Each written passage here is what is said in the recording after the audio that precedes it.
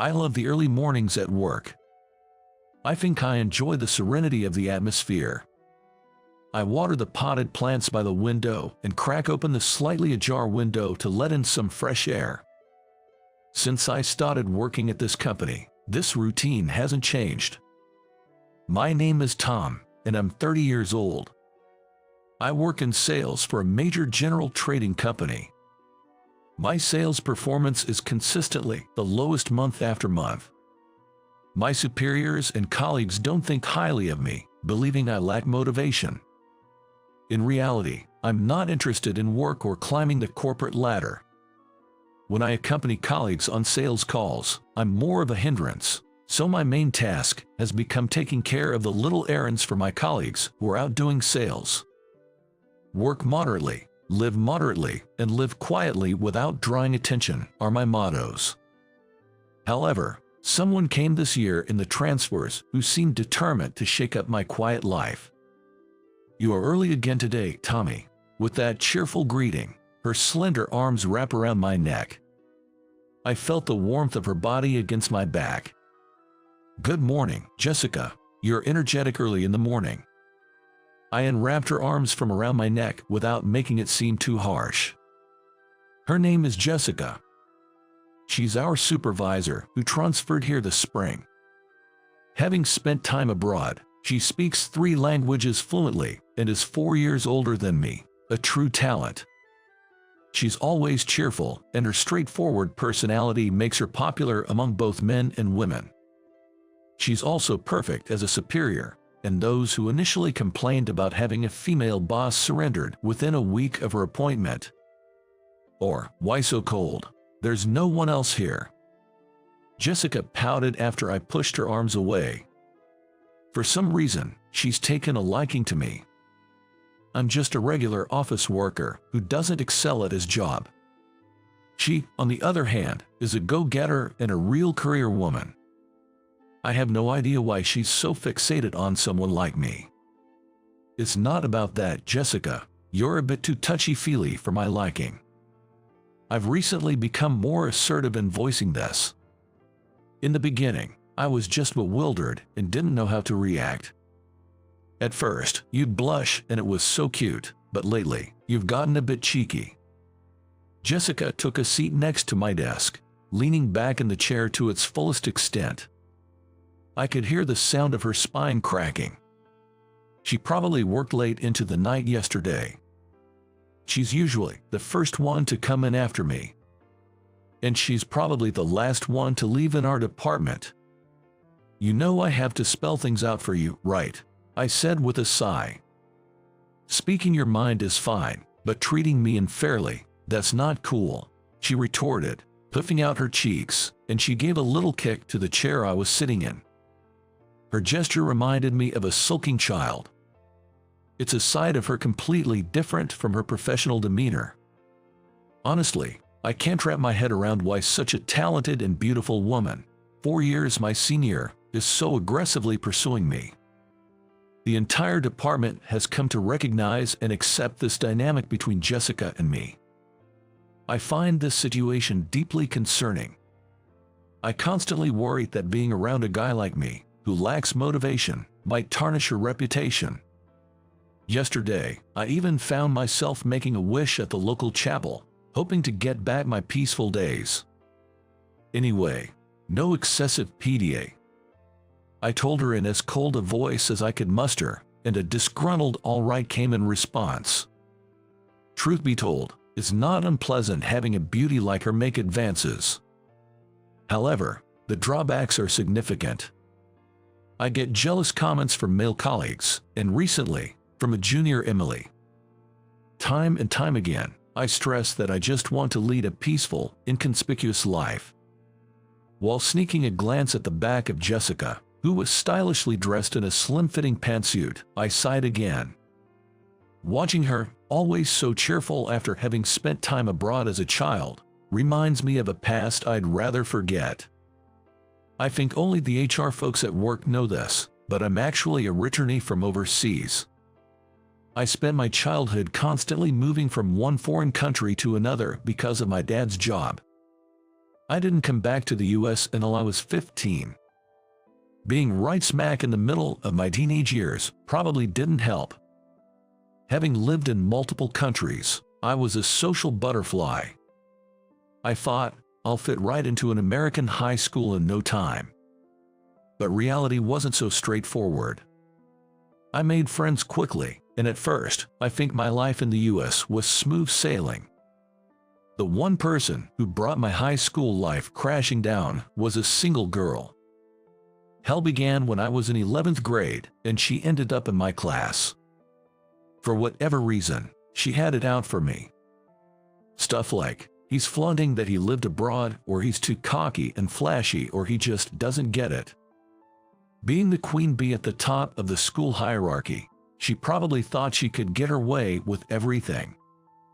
The moment she spoke against me, my life changed. No one would talk to me or even make eye contact. Everyone was scared stiff of her.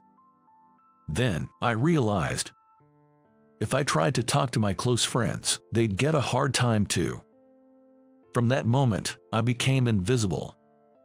It lasted until graduation.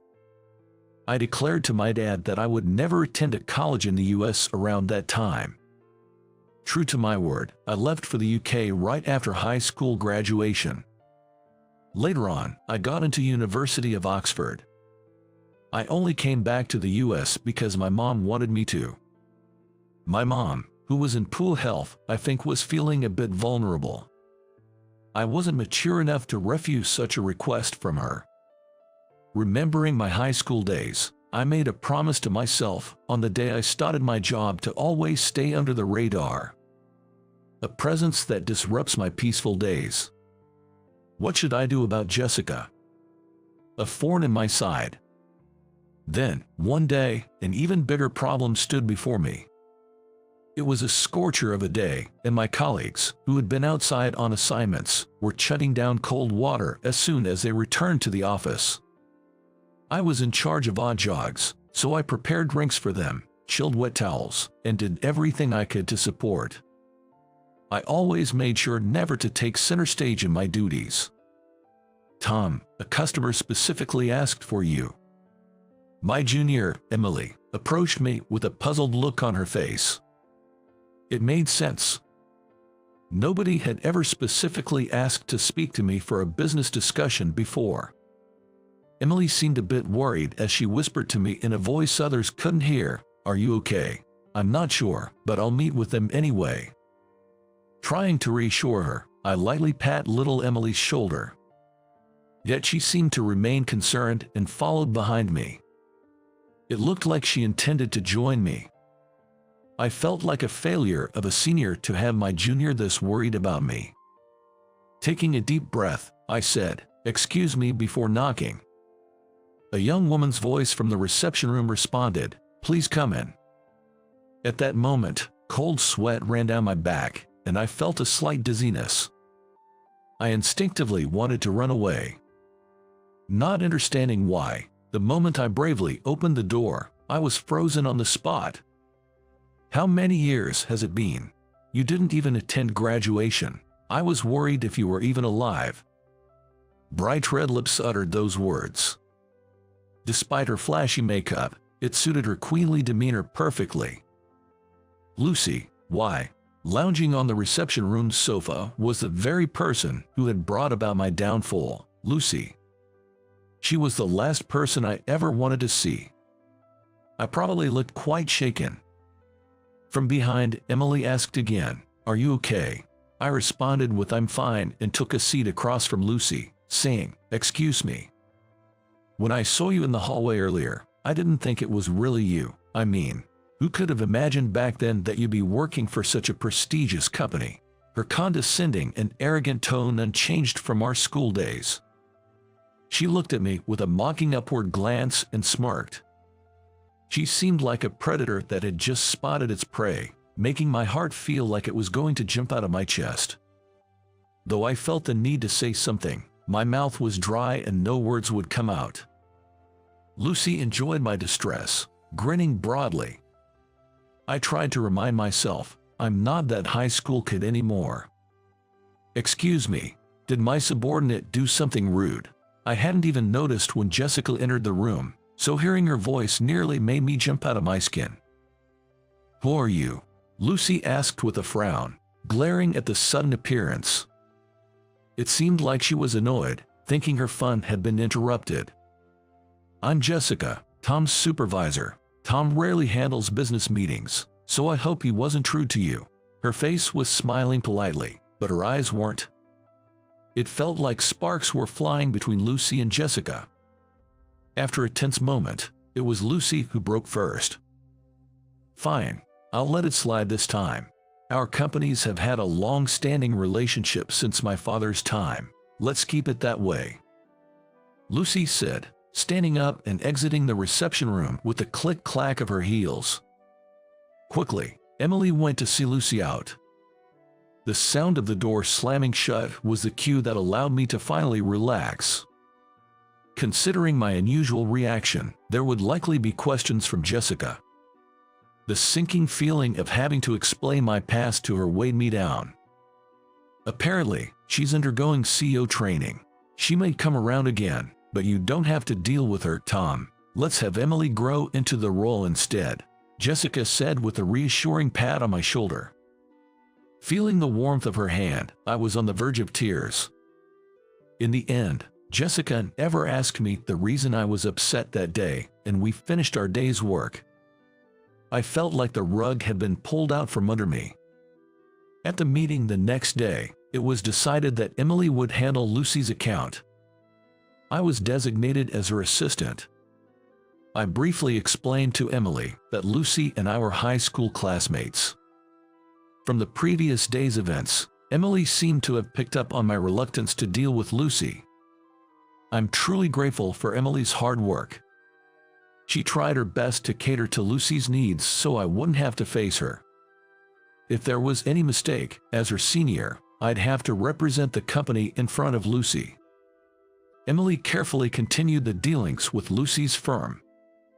Initially, Lucy demanded me, but when she realized her requests were being denied, she began other tactics to annoy us. She started bringing non-native English speakers to business meetings. Sometimes just acquaintances, and at times, introduced as co-owners. Emily could handle Spanish, French, and Chinese. But occasionally, Lucy would bring along someone who spoke Italian, Portuguese, or Japanese, which Emily couldn't handle. In such cases, Jessica quickly stepped in to support Emily. I felt guilty watching this, knowing I couldn't help. I felt bad burdening my junior, Emily, and worrying Jessica. I kept thinking I was a failure as a professional. One day, our always cheerful Jessica was out sick with a fever. It's rare for her to call in sick, so everyone was concerned. According to Emily, she was overworked and sleep-deprived, leading to a weakened immune system, and she caught a cold. Though it was an unfortunate situation, I hope she'd take a good rest. If Jessica isn't here to help and Lucy brings someone I can't communicate with. Emily gazed anxiously at the words Jessica absent written on the whiteboard. And her fears became a reality. While I, who rarely goes out for client visits, was out assisting a colleague, Lucy suddenly arrived with a troublesome matter. When I returned to the office, I could hear Lucy berating Emily throughout the floor. Rushing into the room, Emily was flustered, being yelled at by Lucy. It seemed that today's negotiation required Italian, Emily's weakness. You do realize this is a trading company, right? How do you work here not knowing Italian? Or are you just looking down on us? Yelling at Emily, without a second thought, Lucy's face didn't show a hint of anger. She was grinning with a nasty smile, seemingly enjoying the situation to the fullest. It looked as if she had found her prey.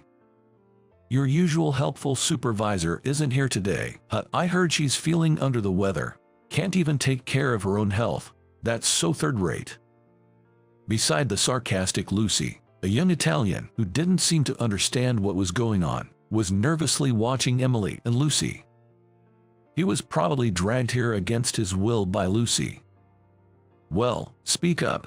Can't do business with someone I introduce you to, or are you going to apologize, explaining I don't understand? With Emily's head lowered, Lucy continued to tap her on the back of the head rhythmically with a rolled-up document. Emily's back visibly shivered. Colleagues also observed the situation from a distance, running around searching for someone in the other departments who could speak Italian. Meanwhile, Lucy's attitude kept escalating. Can't even explain. Come here right now. Saying this, she forcefully pulled Emily off the couch. The moment I saw that, something snapped inside me. Is there an issue here? I quickly brushed off the hand Lucy had on Emily's shoulder and shielded her behind me. Oh, Tom, long time no see. Are you here to play in her place? Lucy, finding a new target, had a cruel glint in her eyes. Ignoring her completely, I addressed to the flustered young Italian man. Are you interested in doing business with our company? Of course, I wasn't speaking in English. Italian flowed naturally from my lips. The young man seemed relieved to finally hear his native language. On the other hand, Lucy was stunned, staring at me in disbelief. The young man excitedly began explaining the plan he had in mind to me. Looking at me engaged in the conversation, Emily seemed genuinely surprised. All this time, she thought I was just some guy who did menial tasks by the window, but suddenly I was speaking Italian fluently and handling the negotiation. Can't blame her for being taken aback. During the negotiation, Lucy seemed to be glaring at me resentfully. In the end, the young man and I shook hands, laughed about the potential for a big deal, and wrapped up our discussion. Emily escorted the young man to the front door as he wanted to report the outcome to his boss right away. Back in the reception room, Lucy and I couldn't tear our eyes away from each other, locked in a stare down. Nothing's changed with you, huh? Still haven't grown up. I was the first to speak. The Lucy, who I once found intimidating, didn't scare me at all today. Perhaps successfully navigating that tough negotiation boosted my confidence. Excuse me, what are you trying to say? Lucy, seemingly caught off guard by my comment, retorted in a flustered manner. She still carried her usual high and mighty, queen bee attitude, but I could sense a hint of panic and fear. What I'm saying is that you are acting childish, still pulling the same stunts as you did in high school without considering your age. Once I started, I couldn't hold back. Words I'd been holding in for so long came pouring out. Oh, so you always have someone by your side because you haven't improved your Spanish at all. Must be tough babysitting an inept heiress like you. Don't you realize you're a burden? I'd figured out pretty early on that Lucy wasn't proficient in Spanish. She probably can't speak Chinese either. Being the daughter of a trading company's CEO, Lucy likely had the stamp of failure pressed upon her. Acting tough probably masked her insecurities. I realize this now, maybe because I've grown up. What do you know? She hurled the papers she was holding at me, her voice shaking with anger. Her clenched fist trembled. Just because you can effortlessly speak other languages, you think you're so great. Give me a break. Lucy's yelling sounded more like a desperate scream to me. Looking back to high school, I realized that the reason Lucy treated me so poorly was probably all due to her own insecurities. I only found out that her father was the CEO of a trading company after graduating from high school. I vaguely recalled that Lucy struggled greatly with her Spanish classes back then. But that's no excuse for the way she treated me. Deal with your own issues yourself. You're a grown-up after all. My words made Lucy's face turn beet red. She must have felt embarrassed being called out like that. She grabbed her bag from the couch and stormed out of the reception room, the sound of her heels echoing on the floor. I thought maybe I was a bit too harsh, but I didn't have the luxury of choosing my words carefully, and it's not like I didn't have any grudges. I hope she forgives me for being a tad bit sharp. Why did you keep quiet about being able to speak? Are you still hiding something from me? Suddenly, I heard Jessica's voice from behind and instinctively turned around. There stood Jessica, looking pale. Her lips were of a turble color. She glared at me with an upward gaze. Jessica, you look terrible." "Of course I do. I'm still running a fever. Got called in despite that, but I'm glad I came. Got to see something interesting," she said as she gently took a seat next to me. Emily, who had just returned from seeing off some guests, saw Jessica and asked with concern, "Are you okay?" "Don't worry about me. I'm fine. Everyone, get back to your work," Jessica said and cleared the reception room. I braced myself for a reprimand. It's like I was neglecting my duty by claiming I couldn't do what I was supposed to do. I figured I'd have no right to complain even if I got fired for negligence. "You're such a lying prince." Those unexpected words came out of Jessica's mouth. I was dumbfounded and could only utter, "What? Don't you remember me? That's cruel." I looked closely at Jessica's face. She must be feverish. Her face was pale, only the area around her eyes was slightly red. It looked like she had been crying. Suddenly, memories flooded back. "Oh, we've met before, right?" I was certain now. The girl with swollen red eyes, crying in a corner of a park in a foreign country, Europe. That image overlaid with Jessica before me. "Oh, in Germany." To my exclamation, she smiled warmly. "You finally remember. Since that day, you've been my prince on a white horse." When I approached the crying girl, she whispered in a tiny voice, "I don't understand." She was acting tough, saying she only needed to speak English and didn't need friends in a foreign land, but tears kept pouring from her big eyes. Being addressed in English must have comforted her. When I was still a young boy, I confidently told her, tears streaming down her face from trying to put on a brave front, a piece of advice my father once gave me. If you can speak multiple languages, the world becomes so much bigger for you. It's a waste to just confine yourself to a small world. Just try mustering up a little courage and strike up a conversation. I remember looking at her, clearly older than me, and proudly saying those words. Her tears stopped, and I felt relieved seeing that. I always wanted to meet the boy from that time again. I remembered his face and name. I thought you looked similar, but your personality seems so different now. I wondered if you really were my prince. Chuckling, Jessica remarked. The day after I met her, she told me she had gathered the courage to speak to a classmate at school. It was as if a spell had been cast, making the invisible barriers between them crumble instantly. Having parents with jobs that took them all around the world, she had been moving from place to place herself. Comparing our overseas stints, we realized there were times when we almost crossed paths, quite the close calls. I always thought we'd have a fateful reunion overseas, but to meet here of all places. It's hardly romantic, she pouted, looking somewhat childish. Truth be told, I often went back to that park, hoping to find the girl I had seen crying. But never finding her, I moved to the next country.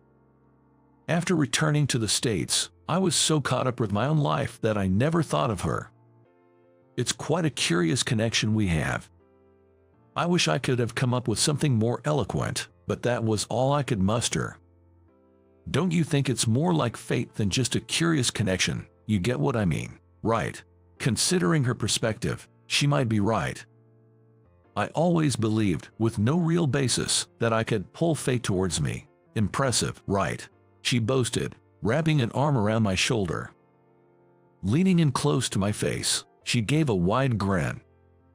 You don't think you can escape, do you, Tommy? You're the one who expanded my world, so you have the responsibility to stay by my side in this vast world. Understand? Such a forceful approach was very like her. But I didn't mind it at all. With the world being so vast, I wonder how I got caught. Don't you think you're getting a little cheeky? The image of her laughing so hard she'd fall over in a wedding dress was a scene for a not-so-distant future. Running from her, who had strong-armed fate into granting this chance encounter, seemed impossible. I guess if this were a novel, it'd be a happy ending. My name is David.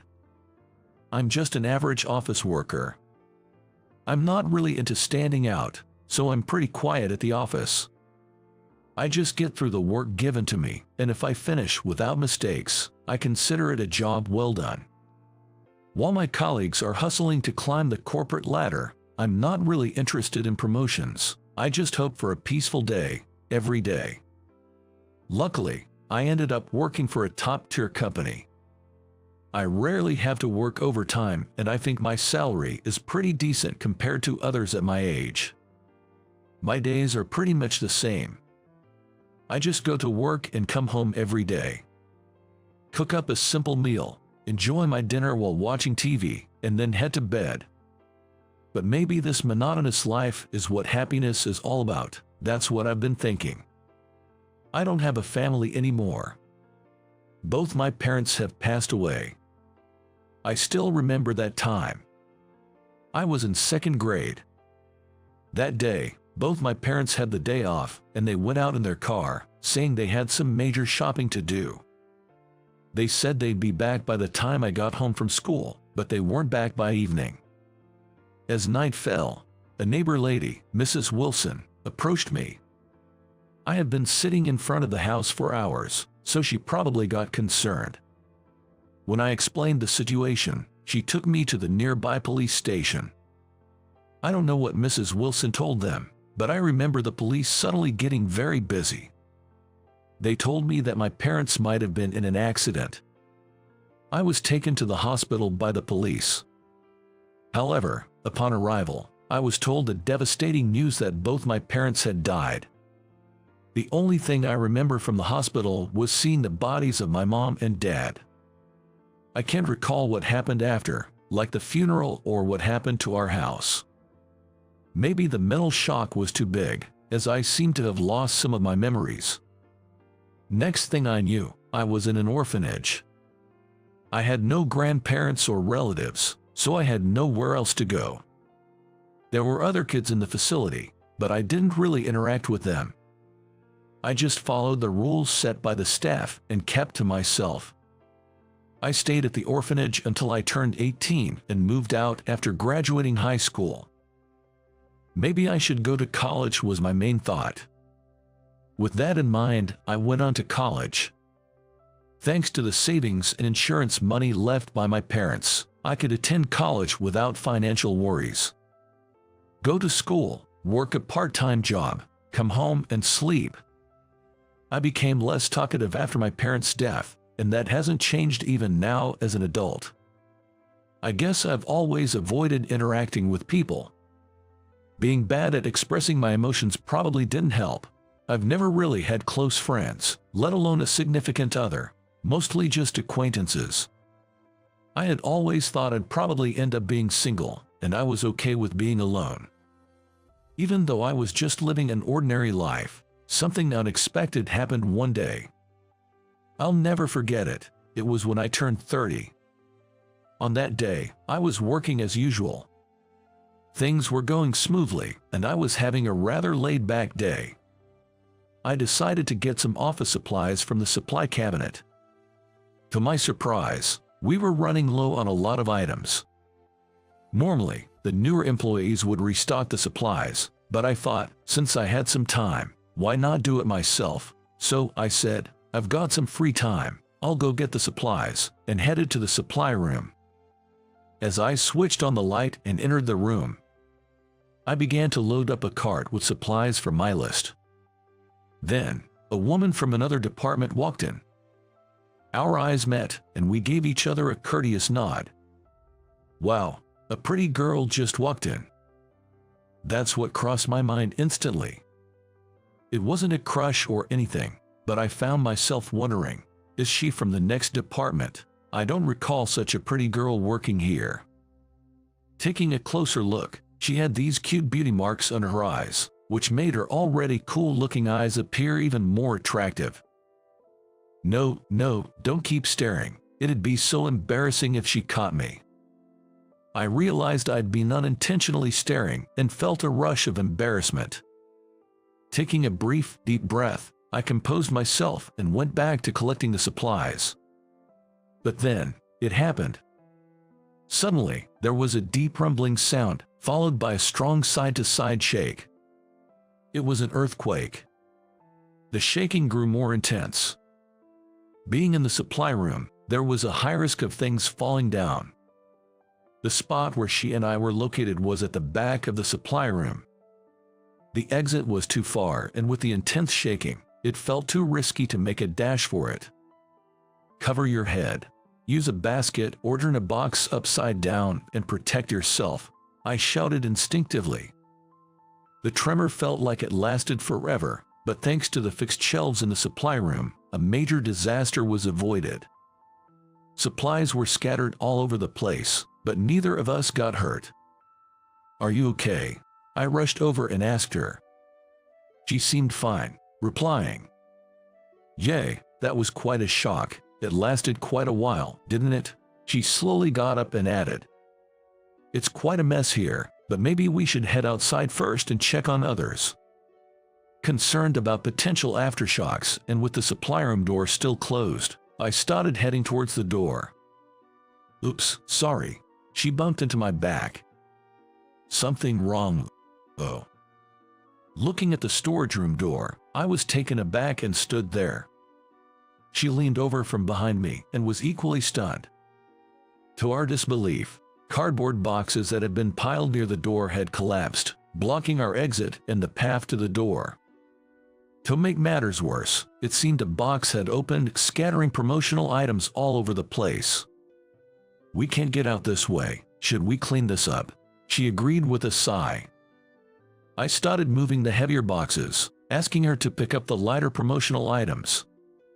"Why of all places did it have to block the door?" She complained, but continued neatly placing the scattered items back into the boxes.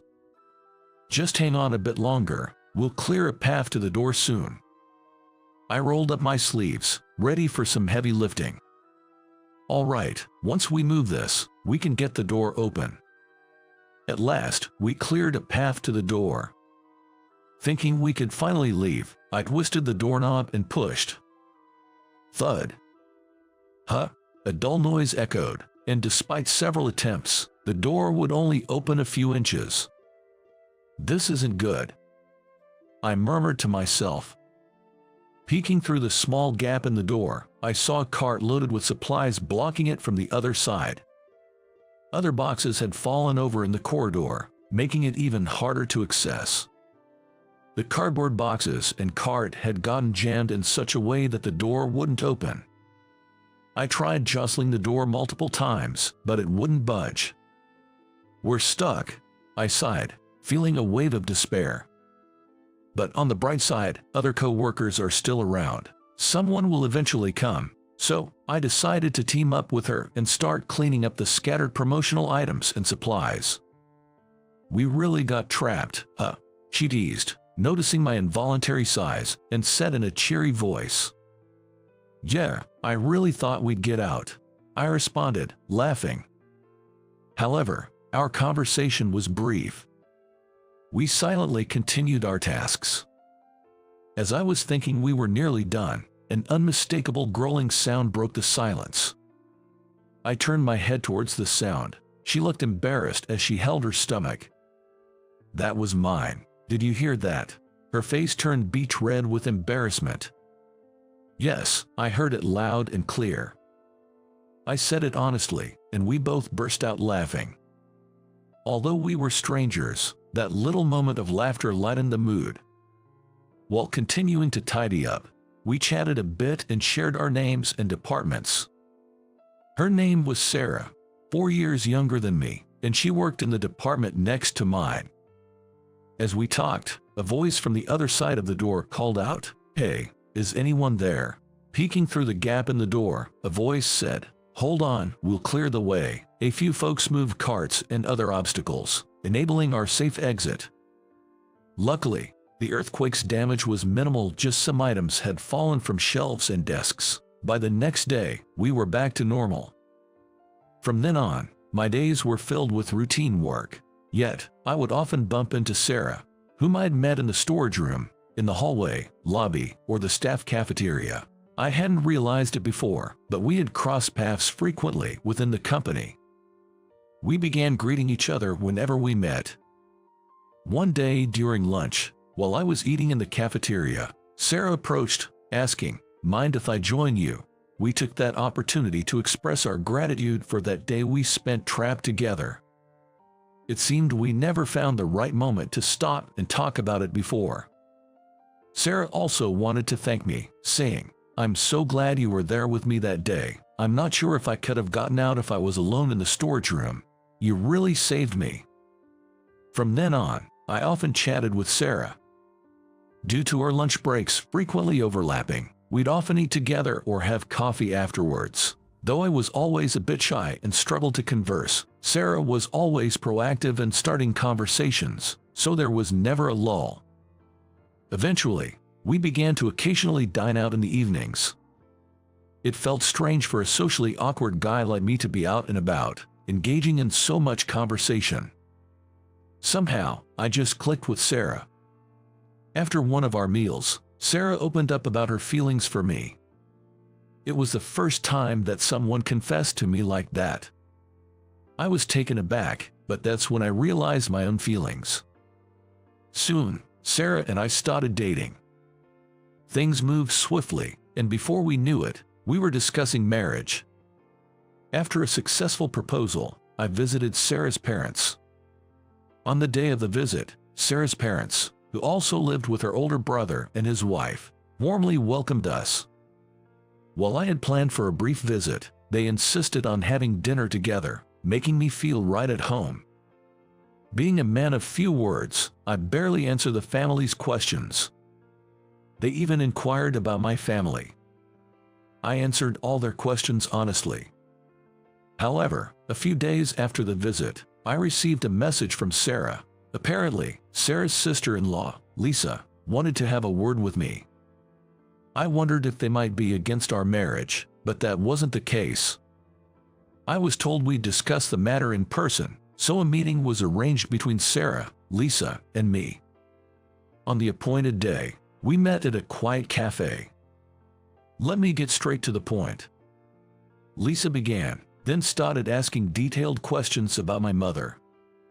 When she passed away, her name, maiden name, place of birth, blood type, and more. She also inquired why I didn't have any grandparents or relatives. I answered everything within my knowledge.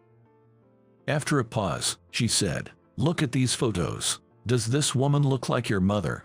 She showed me 2 pictures of a young woman who unmistakably resembled my mom. After confirming the resemblance, she took another breath and asked, "You're an only child, right?" When I replied yes, Lisa gave a quiet nod. She took another deep breath and said, "Let me tell you the truth about you," looking me straight in the eye. Confused, I waited for her next words. "This woman, she's my mother."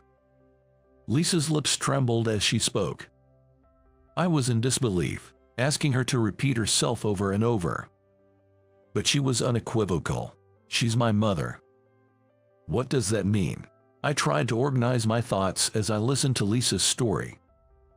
Lisa had been told she was an orphan and was raised by her grandparents. One day, while cleaning up, she found a photograph. When she showed it to her grandmother, she hesitated at first but eventually admitted that the woman in the photo was Lisa's mother. She also explained why Lisa had been separated from her parents. To start with, Lisa had a brother 2 years her senior. Their mother became pregnant with him at 16. Both parents were the same age, meaning the father was also 16 at the time. The mother was determined to have the child, and the father intended to marry her when he turned 18. However, this was met with strong opposition from the mother's parents. These grandparents were strict and believed in strict adherence to family traditions. Yet, the young mother persisted and gave birth at the age of 16. Afterward, while juggling jobs having dropped out of high school, she entrusted childcare either to daycares or her parents. The father, on the other hand, continued attending high school while working part-time jobs to make ends meet.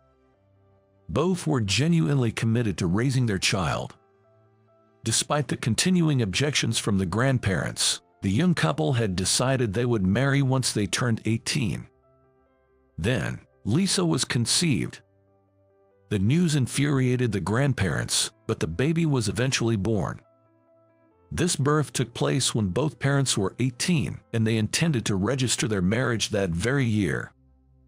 However, the grandparents staunchly opposed, especially against the father, whom they perceived as the culprit for their daughter's teenage pregnancy. Frictions became a daily affair, primarily revolving around the children's future and caregiving. They chastised their young daughter, often remarking, "You're just a child who had a child. Listen to what we say."